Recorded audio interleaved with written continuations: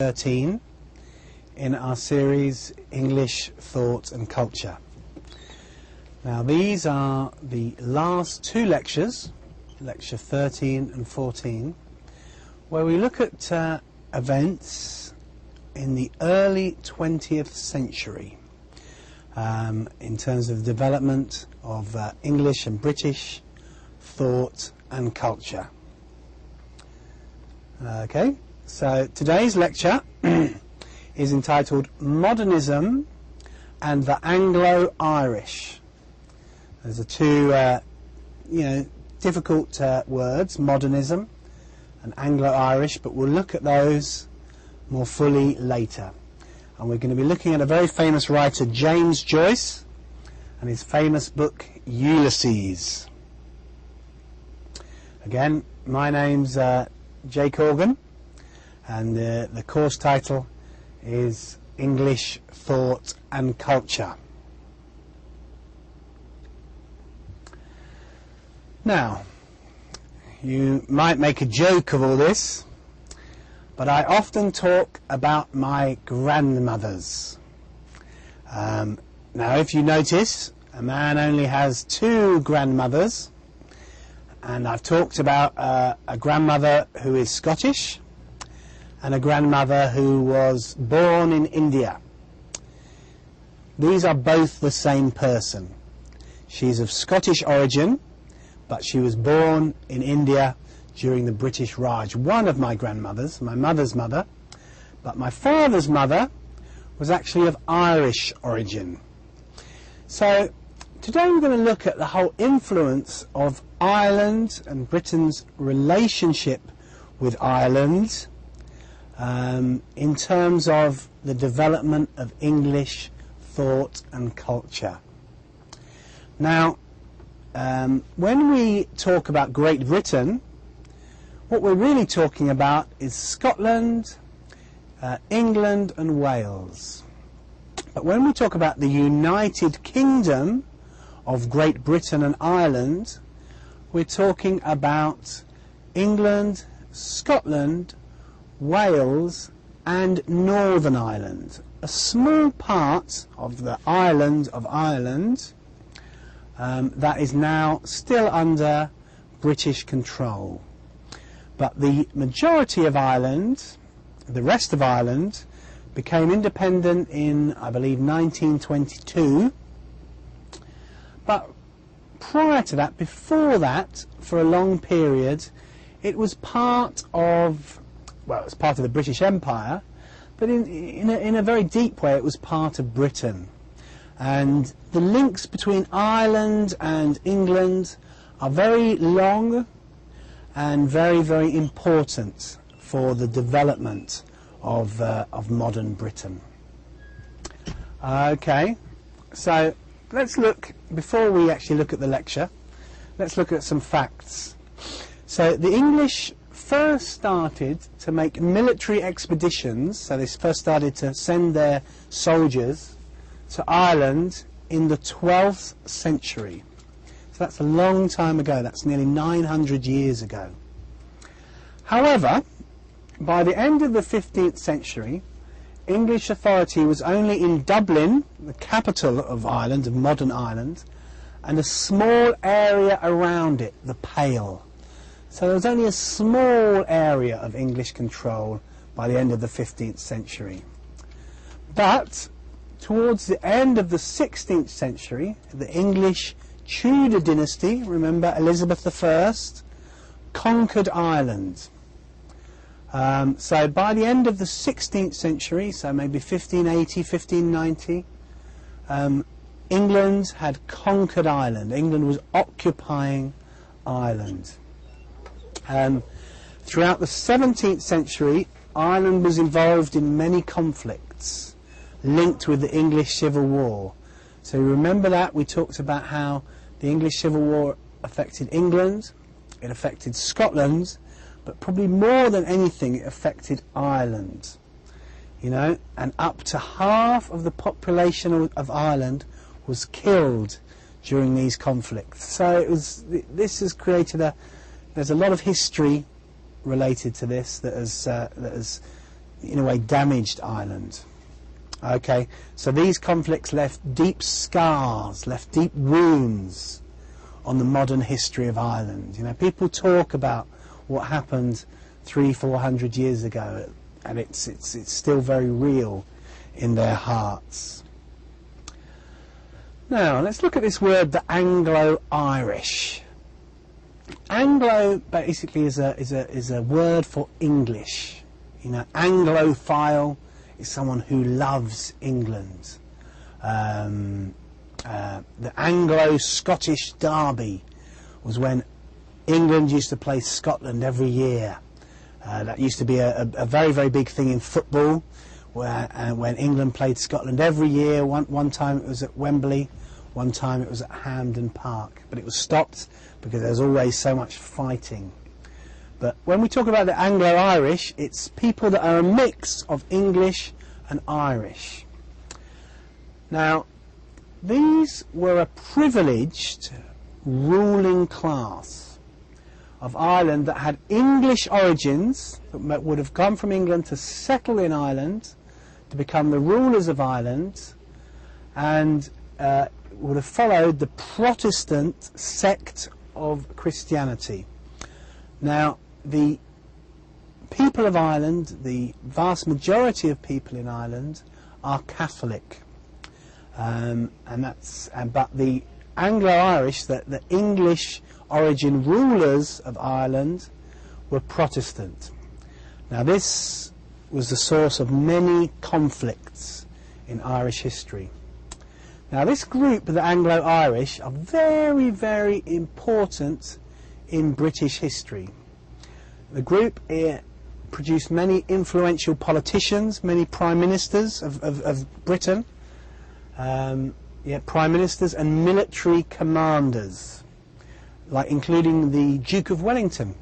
The Duke of Wellington, who was a very, very famous military commander who defeated Napoleon at the Battle of Waterloo, was from the Anglo-Irish. And he also later became a prime minister. Some of Britain's greatest poets, novelists and playwrights come from this group. You know, and this is very important. These included Oscar Wilde, a great writer and playwright, Bram Stoker, who wrote Dracula, C.S. Lewis, who wrote the Narnia stories, a very, very famous thinker, W.B. Yeats, a great poet, C.D. Lewis, who was actually the father of Daniel Day-Lewis, a famous actor, George Bernard Shaw, who's one of the great writers of the late 19th, early 20th century, and Samuel Beckett, who wrote the famous play Waiting for Godot. These are some of the greatest writers in the English language, and they all came from this small privileged group that were the ruling class of Ireland under the British. So these were people of English origin who ruled Ireland. And this Ireland, and especially the capital Dublin, is seen as a very, very important place for literature. If you go to Dublin in Ireland, you'll just see this is where this writer lived, this is where this writer lived, this is what inspired this writer. So it's a very, very important place in English literature, Dublin in Ireland. So these guys, these Anglo-Irish, helped create the powerful literary atmosphere of the Irish capital, Dublin. When we talk about literary, it's an atmosphere that has inspired writers. You know, you'll hear people talking about poetry. You can go to pubs or cafes where people are speaking poetry. It's got a real atmosphere of creativity, especially creativity in literature. Okay, now James Joyce, who is a very, very sort of famous writer, was not from the Anglo-Irish. He was from, the actual Irish people, the Catholic Irish, what we call the indigenous, the original people of Ireland. but obviously he was influenced by the atmosphere that these Anglo-Irish created. So James Joyce was an Irish novelist and poet. He's remembered as a novelist first and foremost. He's famous for the books The Dubliners, Portrait of the Artist as a Young Man, Ulysses, and Finnegan's Wake. Now these are some of the great books in the English language. These are some of the great books about Ireland.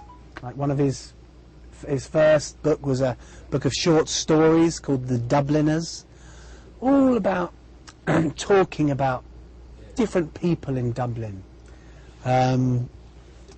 Portrait of the Artist of an Artist as a Young Man is again very much the background, the backdrop is the city of Dublin.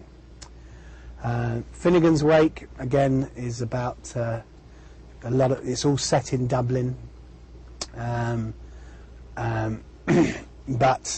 it's a bit of a strange novel, Finnegan's Wake. Joyce was from a Catholic background, so he wasn't one of the Anglo-Irish. So most of his writings concentrate on Dublin. This is important. He lived most of his life, James Joyce, in Europe, in places like Trieste, in Austria, and in Rome, in Italy. He lived most of his life outside of his country, but he was always talking about his home city. And again, he's one of the figures that have created this legend, this atmosphere of literature and writers in Dublin. You could argue this point, because this is always difficult, but he is probably the most important writer in the English language in the 20th century. His books are not easy, but a lot of other writers and a lot of people that really love literature say this man was the most important writer. He's the one that took writing forward in the English language in some amazing ways. Again, he spent most of his life living in mainland Europe, but all his novels are about his hometown, Dublin. Interestingly enough, Portrait of the Artist as a Young Man is very much about himself, about his journey. A lot of questions about how he's learnt to create, how he learnt to write. A lot about questions he was asking himself about God and religion. And it's a very, very wonderful book, Portrait of the Artist as a Young Man. Okay. Now, James Joyce will always be seen as a modernist writer. His book, especially Ulysses, is seen to be the high spot of the modernist movement. So what is modernism? Modernism was a movement in literature in the late 19th, early 20th century. Remember we read Heart of Darkness by Joseph Conrad? That was some of the beginnings of the modernist movement. Modernism was an attempt to break with traditional styles of poetry and writing. They thought, right, this is a new age, the 20th century is coming, technology is changing everything, there are new philosophies, there are new ideas of human psychology. Let's try and change the way we write. Let's not be like Dickens or Jane Austen or the Romantics. Let's do something different.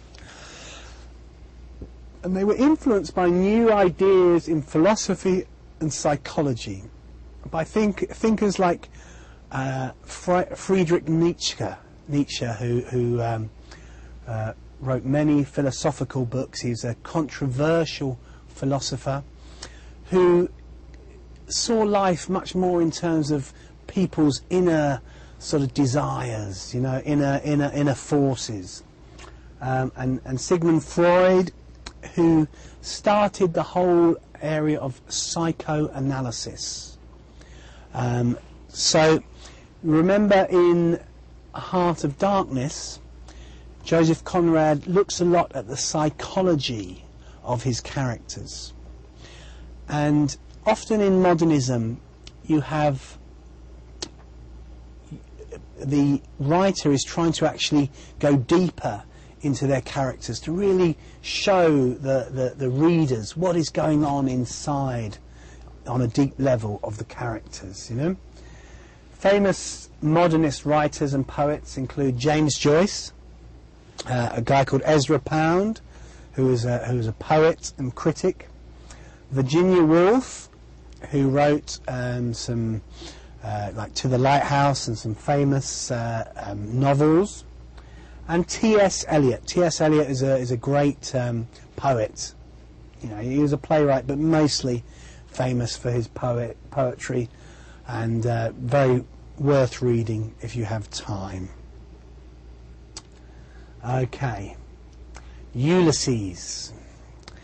Now, Ulysses is a very long book. It's a very complicated book. Now, you are learning English. Probably your English is not quite at a native speaker's level. But I say to you, if you can read Ulysses and you can understand it, you can really say that you know English very, very well. Because to be honest, a lot of native speakers have never read Ulysses and would find it very, very, very difficult. But we're studying it because it's a very important work in English literature. It's seen as the greatest work of modernist literature. Some say it was the summation of the entire movement. Some say it was just the height of that entire movement. It's regarded by many as the greatest novel of the 20th century. Now, we say it's the greatest novel of the 20th century, but not so many people have actually read it. It's a wonder. From my experience, it's a wonderful, wonderful, wonderful novel. But it's sometimes a little bit difficult to understand what Joyce is trying to do. A very long, 260,000 words. Now, 260,000 words is a lot of words. I've written a novel of about 70,000 words, and that took me an awful long time. So to write a novel that's nearly 4 times the length of that is not easy. And it's a very complex novel. You know, some have found it difficult and confusing. You know, some people just think, what is this? What is he saying? Because he uses new ideas, new techniques of writing. Okay? But the structure of the novel is incredible. I don't know if you know anything about Greek thought, but you know, the first great writers, you know, you can say, were the Greeks. And there was a particularly great Greek writer called Homer. And he wrote 2 famous books. One is called the Iliad, which is all about the Battle of Troy and the Horse of Troy. Maybe you've seen the film with Brad Pitt, all about it, Troy, and the beautiful Helen, and how they fight for this woman. But he wrote that was called the Iliad, but also he wrote a book called the Odyssey, which is all about the hero, Ulysses, trying to return from the Battle of Troy to his hometown. And it's all the adventures he goes on. And Odyssey is like a journey. So Homer wrote the Odyssey, and James Joyce tries to base his book Ulysses on the structure of the Odyssey, but which is very clever, because that really what Ulysses is about is it's about the events of a few normal days in Dublin. You know, so he's just through normal life, through normal Irish everyday life, he has created a link with this great tale of adventure that's foundational to English literature and foundational to all literature.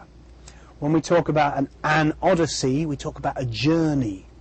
So the word odyssey has come into the English language from the original Greek.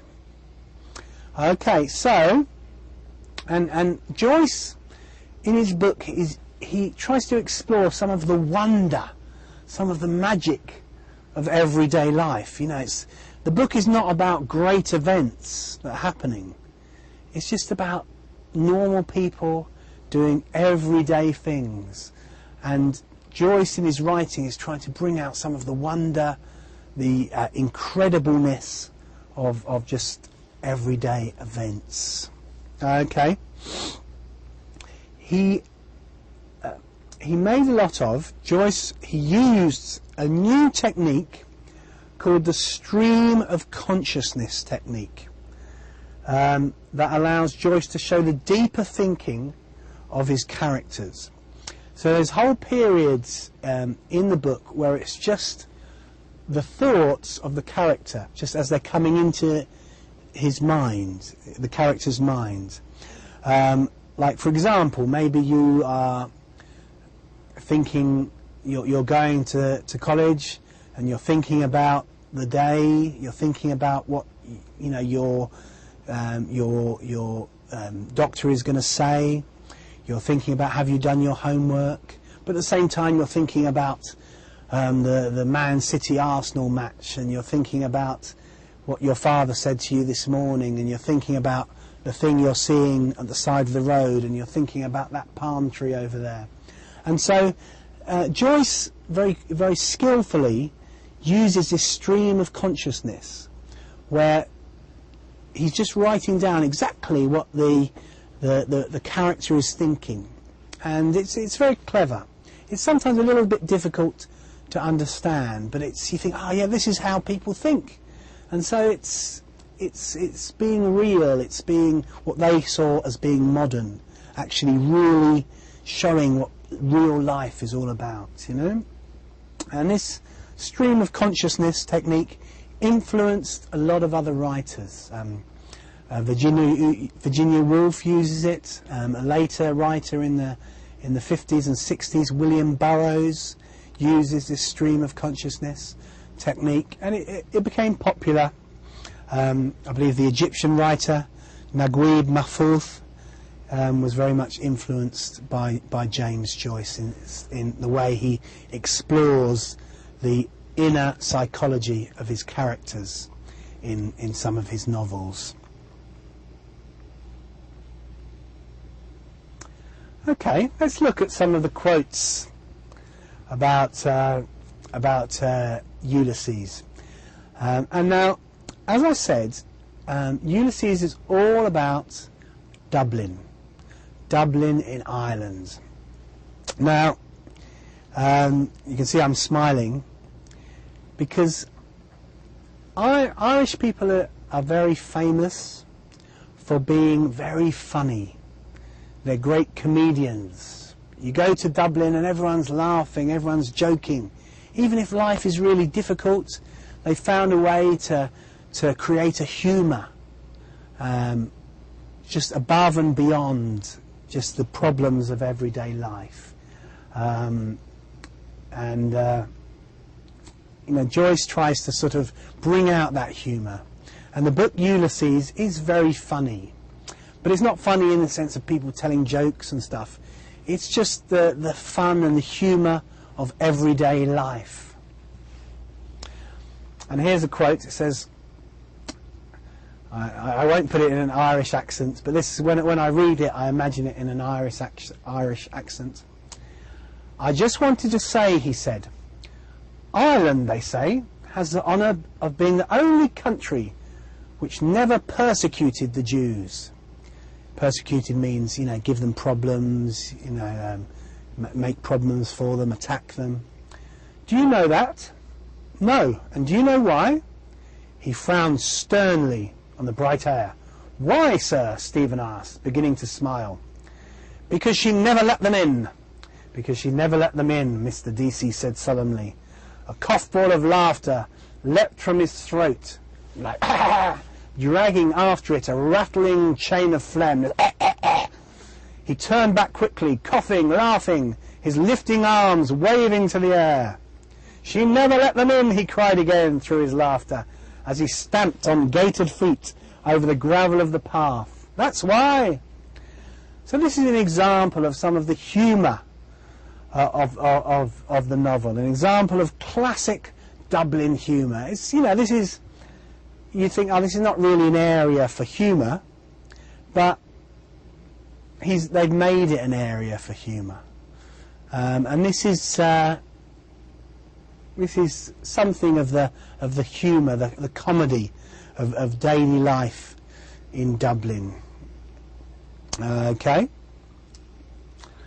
Now here is a very, very interesting thing. This is a classic example of modernism, of the new techniques, the new literary styles, the new writing styles that the writers used. What's this word? Macadnow. The cat said loudly. So here we have a small bit that's all from the perspective of a cat. So he's the character here is the cat. So it's very interesting. She blinked up out of her avid, shame-closing eyes, mewing plaintively and long, showing him her milk-white teeth, because, does not know if it's a him or a her. He watched the dark eye slits narrowing with greed, till her eyes were green stones. Then he went to the dresser, took the jug Hanlon's milkman had just filled for him, poured warm bubbled milk on a saucer, and set it slowly on the floor. Grrr! She cried, running to lap. Lap is to lap up the milk. So here, Joyce is writing from the perspective, from the viewpoint of a cat. And this is an example of how modernism was trying to think out of the box, we say. Do new things, to do new things with writing and to do new things with literature,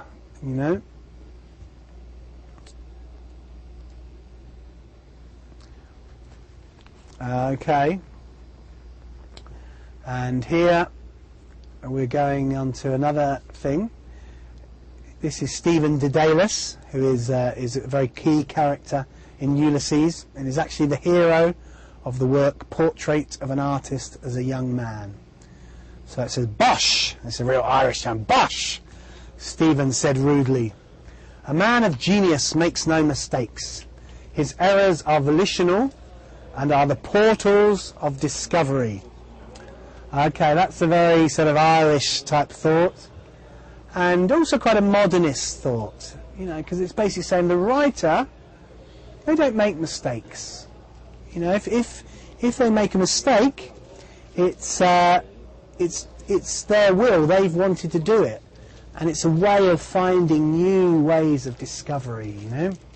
So it's a little bit of a proud, it's a little bit of an arrogant statement, but that's a classic. The classic Irish literary mind would come up with that sort of statement.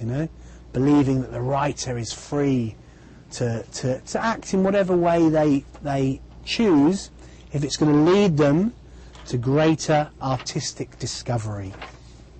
Okay. And finally, it says here, Shakespeare is the happy hunting ground of all minds that have lost their balance. So Shakespeare, so people who get into Shakespeare is, you know, and start to get questioning what it's all about, you know, it's people who do that, it's a place for people who have lost their balance. So it's people, for mad people, basically. It's basically saying that Shakespeare is just, you know, will drive people mad if they spend too much time trying to pick apart what he is saying. Now, this is another element of the book Ulysses. Ulysses, Joyce was trying to take all literature up to that point, because obviously it's starting with Homer and the Greeks, which he based the whole of Ulysses on. He basically looks at all the different literary movements and he tries to mimic them, he tries to write in their style, but he also tries to comment on them. And he's quite successful in that. Some people say no, he didn't really do that, but he's quite successful. He goes through the Romantics, Shakespeare, all the different things that we've been looking at, and he tries to write in their style often, and he tries to comment on them. And here's another sort of joke. Shakespeare is the happy hunting ground for all minds that have lost their balance, you know. So basically anyone who's mad is into Shakespeare, which might be a little bit true, but I don't know if you can really say that. Okay, so it's an amazing book. It's probably the most important book in the English language in the 20th century, but it's also a long and complicated book. Okay, let's look at the legacy of Ulysses. This book, what influence did it have on the 20th century literary world? The great English/American poet, he was born in America but lived in England a lot of his life, T.S. Eliot, said of Ulysses, "I hold this book to be the most important expression which the present age has found." So this is the most important book that the present era, the present age has produced. It is a book to which we are all indebted and from which none of us can escape. So in a lot of ways Ulysses is a writer's book. People who write books have to see what Joyce was trying to do, and they have to be influenced by it, because it is a great book. It's not so easy to just enjoy as a normal reader, but as a writer, you know, someone who writes books, when you read this book you realise what this man did was incredible. Though this book has been controversial, some people have said, what is this book? It's a crazy book. This has mainly been due to people's misunderstanding of the book. You know, some people have sort of misunderstood it, you know, because like all great minds, sometimes people don't understand what they're saying. But it has inspired a number of 20th century writers, and many artists say that they have been influenced by the book. So many artists in English, in Spanish, in Arabic, in all the languages of the world have been influenced by James Joyce and the book Ulysses. So that's one of the most important works in the English language, and I hope that doing this lecture and listening to this lecture will inspire you to read some of James Joyce, which is difficult, or some of the Anglo-Irish writers, because Ireland has a rich literary heritage, in the sense that it has many writers, novelists and playwrights. Has many writers, novelists and playwrights, but it's all in the English language. And again, like British India, like the Scottish Enlightenment, like America, they've taken the English language and they've created culture and literature with that English language. And it's all part of the influence and the heritage that the English language has on the modern world. So that's the end of lecture 13, and thank you very much.